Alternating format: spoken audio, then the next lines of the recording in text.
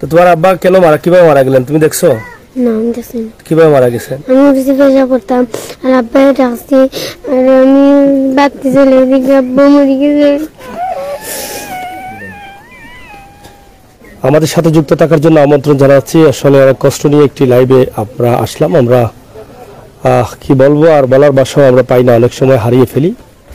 এখানে আনোয়ার নামে একজন আত্মহত্যা করেছেন, যার বয়স 50 হবে। বইগাঁও শেওলাপাড়ায় আমরা অবস্থান করছি ছাতকের।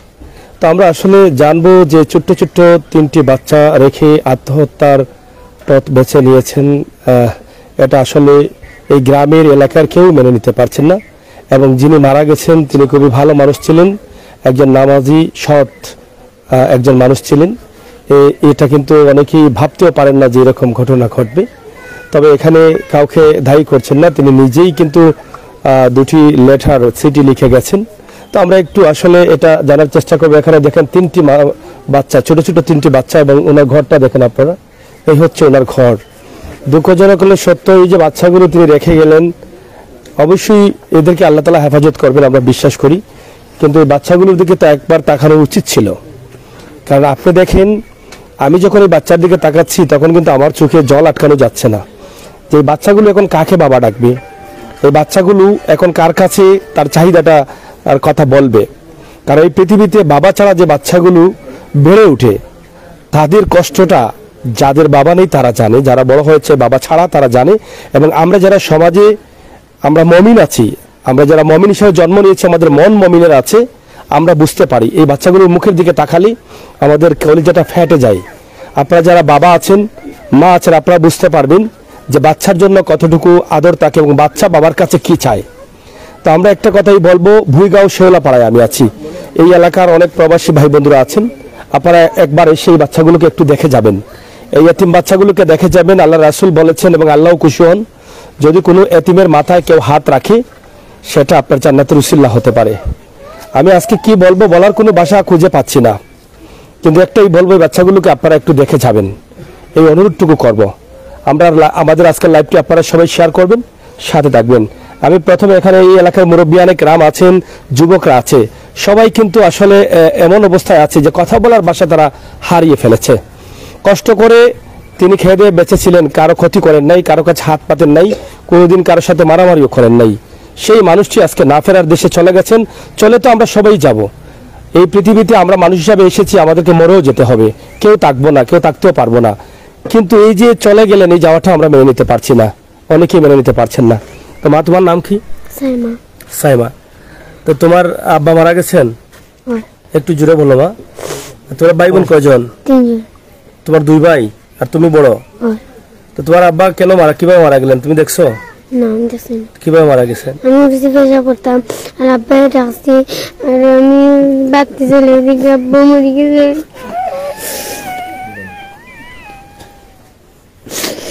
আমি কিছু করি না, মানে আমি চাচাতে ডাক দিয়েছি, বাড়তে চাচাতে আইসুন।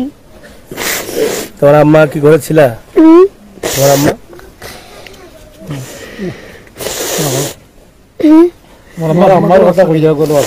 আমার ঘরে আসলে না, না আসলাম। আচ্ছা, নানা বাড়ি ছিল না?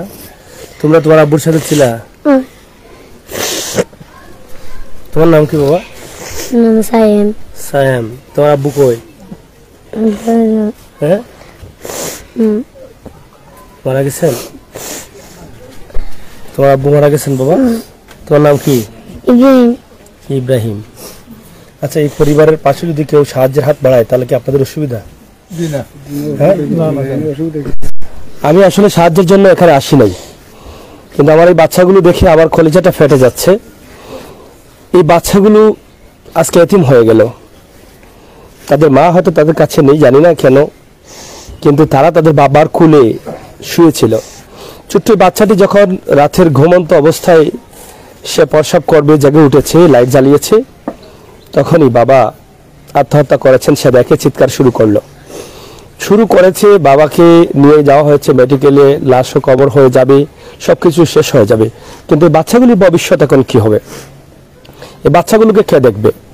আমি আপনাদের কাছে অনুরোধ করব, কিছু কিছু জায়গায় যাওয়ার পরে আসলে নিজেকে হারিয়ে ফেলবো, কারণ আমরা যেহেতু মুমিন, আমরা মুসলমান, আর মুসলমান হিসাবে আমাদের এরকম বাচ্চাগুলো, এরকম মানুষের কষ্ট দেখে আমাদের মন কাঁদতে হবে। তাই এই পরিবারকে আপনারা একটু সাহায্য করবেন, এই বাচ্চাগুলোর দিকে একটুবার তাকান, এই বাচ্চাগুলো যেন একটু খেয়ে দিয়ে ভালো থাকতে পারে। ঘরটা দেখেন, বাবা তাদের জন্য কিছু রেখে যেতে পারেন নাই। এই যে ঘরটা দেখেন, ঘরটা পড়ে যাচ্ছে। এই 3টি বাচ্চা আমি মনে করি মানে বর্তমানে এতিম। তাদের মার অবস্থাটা আমরা একটু জানবো, এবং বাবা তো আর নেই। আমি এখানে আমার মুরব্বী কান্না করছেন, আমার চাচার সাথে একটু কথা বলি। চাচা, আপনার কি হন যিনি মারা গেছেন? আমার ভাতিজা। হ্যাঁ, আপনার ভাতিজা। তো তিনি মারা গেলেন কেন, মানে উনি কি কারণে হতে পারে এটা? এগুলো তো মানে ও নাতি যে সাইমা যে হঠাৎ করে আমরা চিৎকার করছে যে আমার আব্বা মারা গেছেন। আমরা দৌড়িয়ে এসে যাচ্ছি লাশ চুলের লগে। কয়টা বাজে? অনুমান 2:30 থেকে 3টে। 2:30-3টা দিকে তার চিৎকার শুনে তার চিৎকার শুনে আমরা যাচ্ছি। তারা কি তাদের বাবার কাছে ছিল? তারা বাবার কাছে 3 লোক আছে, লোকটা উঠেছিল ভেসা পড়ছে। তার মা কি আছেন? মা আছেন, মা বাড়িতে আসলাম না, আছে মা বাবার বাড়ি আসলাম। আচ্ছা আচ্ছা, এই বাচ্চাগুলো নিয়েছিলেন? নিয়েছিলেন। আচ্ছা, এখন কি আপনারা আসলে এই বাচ্চাগুলোর তো ঘর যেটা আছে, ওনার কি এই ঘরটাই? এটা এই ঘরে কিভাবে ঘরটা তো ভেঙে যাচ্ছে। তো এখন কি আমরা চাইবো আমাদের যারা আছেন বাচ্চাগুলোর জন্য একটা ঘর তৈরি করে দেওয়া হোক। একটা নাম্বার কি আপনাদের কারো দেওয়া যায়? চাচার নাম্বারটা একটু দেন। চাচার নাম্বারটা একটু দেন। এখানে আপনারা দেখেন যে বাচ্চাগুলো আমার এখানে আছেন, তাদের এই ঘরটা, তারা একদম অসহায় হয়ে পড়েছে। এই ঘরটাও নেই তাদের থাকার মতো। তো আমরা আপনাদের কাছে চাইবো, আপনারা যারা আছেন, আপনারা কমপক্ষে এই বাচ্চাগুলোর দিকে তাকিয়ে একটা ঘর তৈরি করে দেন। এই যে ছোট্ট বাচ্চাটা দেখেন, ফেরেশতার মতো বাচ্চা, এখনো পৃথিবীর আলো বাতাস পেচ্ছে নাই, সে নিষ্পাপ একটা শিশু, সে একদম দাঁড়িয়ে আছে ফেরেশতার মতো। তার মুখের দিকে আপনি মুমিন হিসাবে, আপনার মানুষ হিসাবে একটিবার ভালো করে তাকান তো, দেখেন তো আপনার কলিজায় কাঁপ ওঠে কিনা, দেখেন তো আপনার চোখে জল আসে কিনা। এই বাচ্চাগুলোর মুখের দিকে একটিবার তাকান। আমি চাই আমার এই বাচ্চাগুলোর সামনে আপনারা দাঁড়ান। মায়ের অভাব, বাবার অভাব তো অবশ্যই কেউ পূরণ করতে পারবেন না, কিন্তু আপনারা চাইলে কিন্তু পারেন এই বাচ্চাগুলোকে সহযোগিতা করতে। তাই আপনারা যারা আছেন একটু সহযোগিতা করেন। আমরা আশা করব আপনাদের সকলের সহযোগিতা এবং ভালোবাসা। তো প্রিয় দর্শক, আপনারা যে যেখান থেকে দেখছেন অবশ্যই আমাদের সাথে যুক্ত থেকে সহযোগিতা করবেন, সেই প্রত্যাশা আশা রেখে আমাদের সাথে যুক্ত থাকুন এবং অবশ্যই শেয়ার করে সবাইকে দেখার সুযোগ করে দিন। তো প্রিয় দর্শক, এই যে আমি মেম্বার সাহেবের কাছ থেকে নাম্বারটি নিচ্ছি, মেম্বার সাহেব নাম্বারটি একটু বলেন। 01732 455 798। আবার বলেন। 01732 455 798।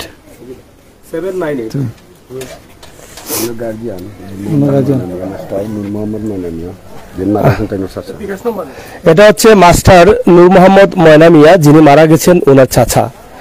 তা আমরা ওনার কাছ থেকে যেটা জানলাম, আসলে এই মুহূর্তে জানার বা শোনার মন মানসিকতা খুবই কম, কারণ যেটা মেনে নিতে পারছেন না। তো চাচা, আপনার ভাতিজা কেমন ছিলেন, মানে মানুষ হিসাবে কেমন ছিলেন? সামাজিক ছিলেন, ভালো মানুষ। এটা কি কখনো আশা করেছিলেন আপনার ভাতিজা এরকম নিজে নিজে আত্মহত্যা করবে? এটা কখনো ভাবছিলেন? না, কখনো ভাবছি না। কি করি যে এটা করলো, একমাত্র আল্লাহ জানে। সে কি কোনো কিছু লিখে গেছে, মানে লেখা গেছে, মানে লেখা গেছে যে আমার লাগি দোয়া করবা, আমি কিছু কইয়া তাহলে মা পরে দিবেন। আর বাচ্চা হচ্ছে সবসময় জ্ঞান করতাম, আর যে মারা গেছে এটার লাগে নিজে দায়ী, মানে এটা লিখে গেছে, লেখা গেছে। এবং এলাকাবাসী গেছে কইছে বেলমা বলে ভালো লাগে। পুষ্পনাম করছেন? বলার কিছু নেই। বাচ্চাগুলোকে কি করি আর কোথায় যাব কিচ্ছু জানি না। শুধুমাত্র আমি এটা বলবো, আল্লাহ তাআলা যেন তাদেরকে হেফাজত করেন। এই ফেরেশতা বাচ্চাগুলো কি অপরাধ করেছিল যে তাদেরকে আজকে এতিম হতে হবে? এটা একমাত্র আল্লাহই জানেন যে কেন তাদের কপালে কি আছে। আমি বিশ্বাস করি যে আল্লাহ যদি চান তাহলে বাচ্চাগুলো আল্লাহ তাআলার কুদরতি ছায়ার তলে রাখতে পারেন। আপনারা আমাদের সকলের সহযোগিতায় বাচ্চাগুলো যেন সুস্থভাবে, সুন্দরভাবে তাদের জীবনটা গড়ে তুলতে পারে। প্রবাসী অনেক ভাই বন্ধুরা আছেন, আমি আপনাদের কাছে চাইব, আমার ডাকে আপনারা অনেক পরিবারকে লাগাতার সাহায্য করে যাচ্ছেন, মাসিক সাহায্য করে যাচ্ছেন বছরের পর বছর। আজকে এই পরিবার এই বাচ্চাগুলোকে একটিবার দেখে যাবেন। এই বাচ্চাগুলোর জন্য যদি প্রতি মাসে 3-4 হাজার 5 হাজার টাকা আপনি দেন, তাহলে বাচ্চাগুলোর খাবার দাবার এবং বাচ্চাগুলোর কাপড় চোপড় পড়াশোনা সব হয়ে যাবে। আল্লাহ তাআলা আপনাদের অনেককে বাচ্চা দিয়েছেন, আপনারা লালন পালন করেছেন, আপনাদের বাচ্চা বড় হয়ে গেছে, রুজি রোজগার করছে। সেই টাকা থেকে যে টাকাগুলো দিবেন সেটা আপনার পরকালে মরার পরে আপনার আমলনামায় থাকবে। এই পৃথিবীতে এর চাইতে ভালো কাজ আর উত্তম কাজ এই পৃথিবীতে নাই।